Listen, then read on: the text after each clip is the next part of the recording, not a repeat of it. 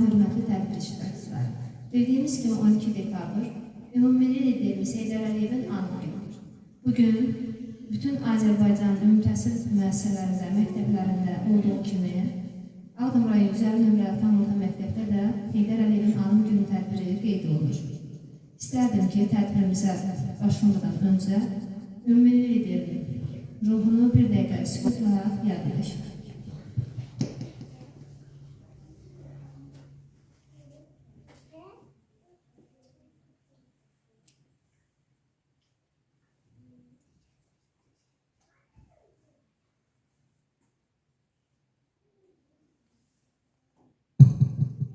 Allah rəhmət eləsin. Dekabrın 12-si xalqımızın ümumilli lideri Ulu Öndər Heydər Əliyevin anı günüdür. Dünya tarixi sübut etmişdir ki, şəxsiyyətlərin gücü, ağlı, cəsarəti, siyasi iradəsi və müdrikliyi mənsub olduğu xalqın, onun yaratdığı dövlətin həyatında əvəzedilməz rola malikdir. Bu şəxsiyyətlər arasında müasir müstəqil Azərbaycan dövlətinin memarı və qurucusu Ulu Öndər Heydər Əliyevin özünə məxsus yeri vardır. Tədbirimizə Azərbaycan Respublikasının dövlət himni ilə başlayaq.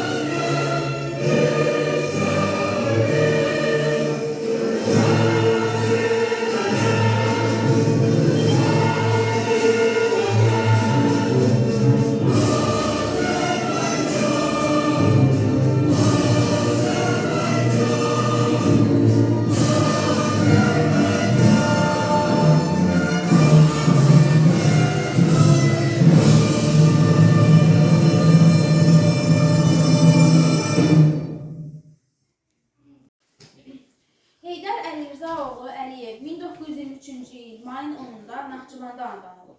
1944-cü ildən təhlükəsizlik orqanları sistemində çalışan Heydər Əliyev 1964-cü ildən Azərbaycan SSR Nazirlər Soveti yanında Dövlət Təhlükəsizliyi Komitəsi sədrinin müavini, 1967-ci ildən isə sədri vəzifədə işləyib, general-mayor rütbəsinə qədər yüksəlib. Həmin illərdə o Leningradda xüsusi ali təhsil alıb, 1957-ci ildə isə Azərbaycan Dövlət Universitetinin Tarix Fakültəsini bitirib.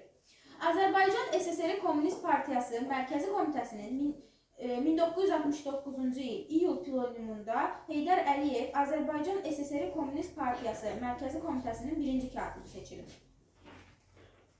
1982-ci ilin dekabrında Sovet İttifaqı Komünist Partiyası Mərkəzi Komitəsi Siyasi Bürosunun üzvü seçilən Heydər Əliyev SSR Nazirlər Soveti sədrinin birinci müavini vəzifəsinə təyin edilib və SSR-nin rəhbərlərindən biri olub.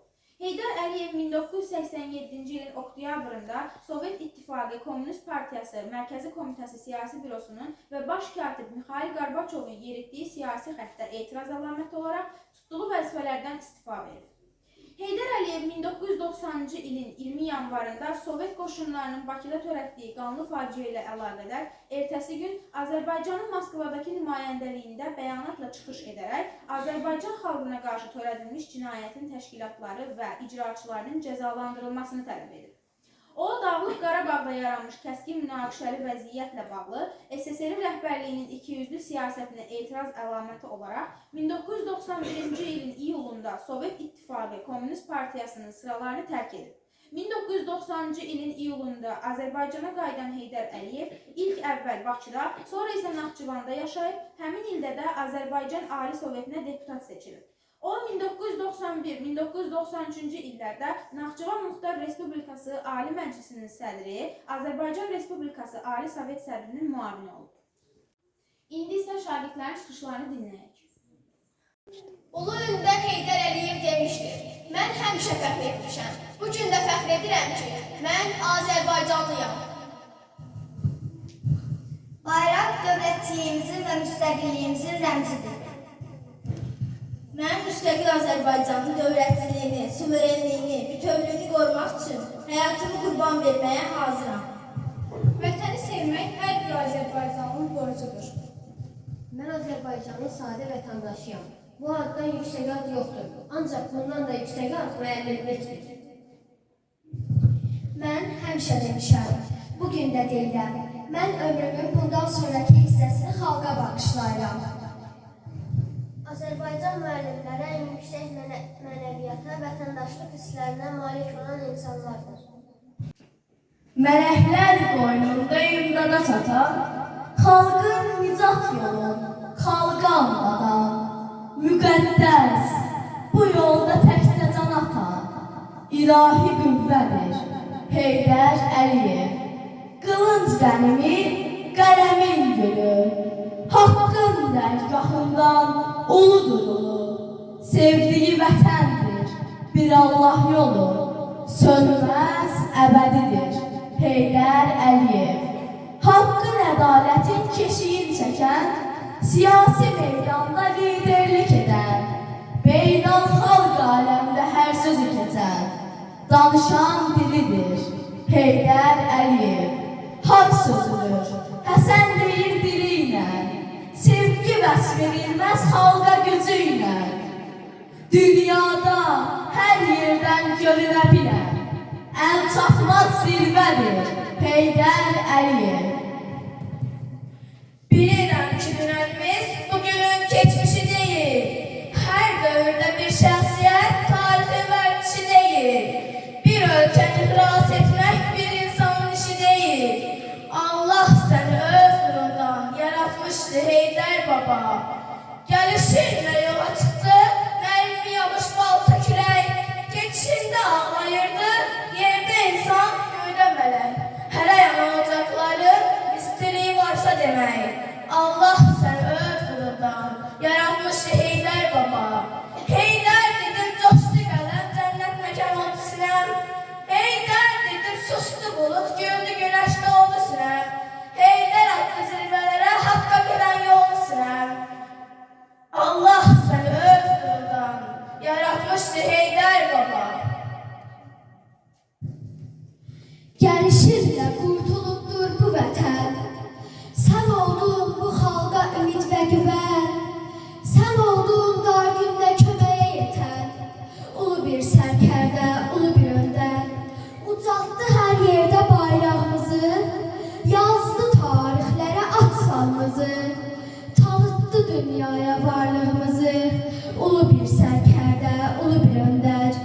Hara baxırsansa nişanələri, özündən sonraki abidələri, bizi tərk etmir xatirələri.